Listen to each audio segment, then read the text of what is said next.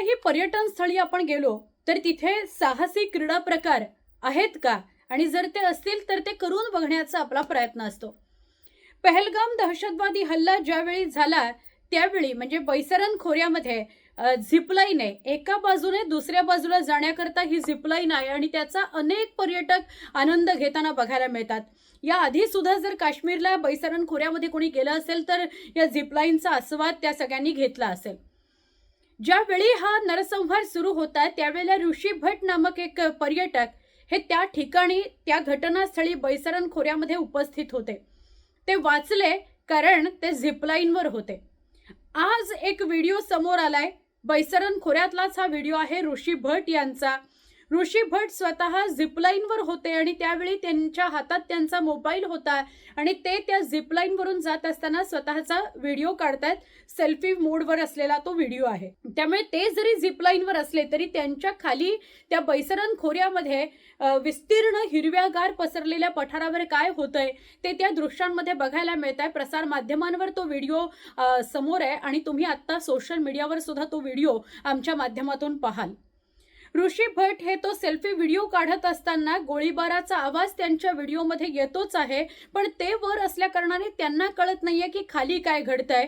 पण खाली गोळीबार सुरू आहे आणि या गोळीबारामध्ये सगळीकडे त्या गोळीबाराच्या आवाजानं पळापळ होताना आपल्याला बघायला मिळते. काही पर्यटक असे आहेत ज्यांना गोळी लागलेली आहे, ते खाली पडतायत असं त्या व्हिडिओमध्ये बघायला मिळेल तुम्हाला. त्याच्या बरोबरीने काही पर्यटक असे आहेत ज्यांच्या आजूबाजूला तुम्हाला दहशतवादी सुद्धा बघायला मिळतील.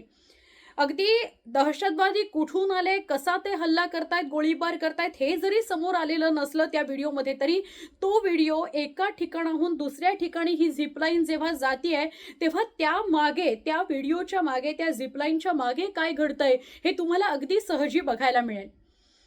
काही दहशतवादी आहेत ते धावतायत, ते गोळीबार करतायत. त्याच्यानंतर काही पर्यटक दिसतील जे गोळी लागल्याने खाली पडलेले आहेत. काही पर्यटक हे आपल्या कुटुंबाकडे धाव घेत आहेत जेणेकरून त्यांना वाचवता येईल.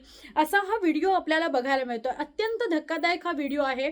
ऋषी भट यांनी चित्रित केलेल्या या सेल्फीमध्ये म्हणजे सेल्फी व्हिडिओमध्ये हा सगळ्याच्या सगळा दहशतवादी थरार आपल्याला अनुभवायला मिळतो. काही सेकंदाची झिपलाईन असेल म्हणजे साधारणपणे 1 मिनिटापर्यंतची जर झिपलाईन असेल तर तो 1.25 मिनिटाचा पूर्ण व्हिडिओ चित्रित झालाय.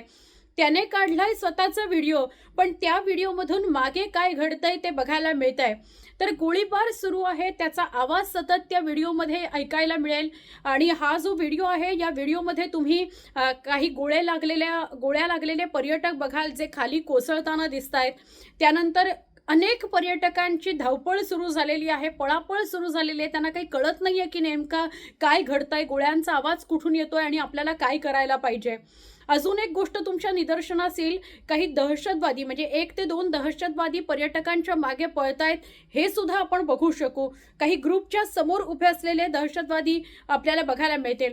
म्हणजे खाली जे घडतंय ते 1-1.5 मिनिटामध्ये जे काही घडलं असेल ती झिपलाईन जी आहे त्या झिपलाईनच्या ते 1-1.5 मिनिटामध्ये जे काही घडलं असेल त्याच्यामध्ये आपल्याला बघायला मिळतंय की तिथे काय नरसंहार झाला, काय परिस्थिती तिथली होती.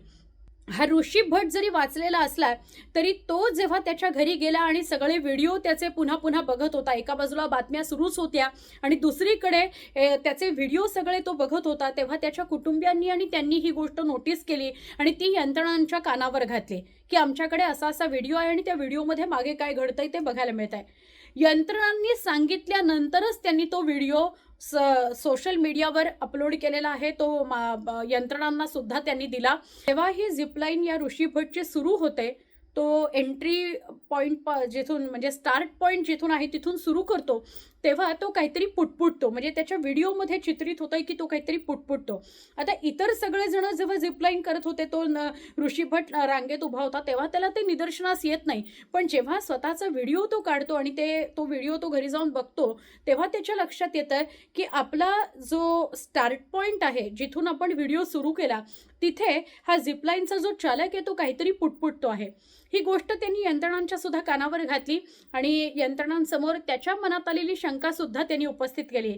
त्यावर या झिपलाईन चालक जो आहे त्याला ताब्यात घेण्यात आलेला आहे. तो कदाचित नियोजन करणारा फक्त असेल, त्या झिपलाईनवर काम करणारा कर्मचारी असेल, तो कोणी का असेना, पण तो जो व्हिडिओमध्ये तुम्हाला दिसतो आहे त्याला आता ताब्यात घेण्यात आलेला आहे आणि त्याचा तपास केला जातो आहे. जी माहिती तिथल्या स्थानिकांकडून, तिथल्या आजूबाजूच्यांकडून, जे पर्यटनाकरता तिथे बैसरांमध्ये उपस्थित होते त्या सगळ्यांकडून जी माहिती मिळेल ती यंत्रणांना फायदेशीरच ठरणार आहे, उपयोगीच ठरणार आहे दहशतवाद्यांना पकडण्याकरता.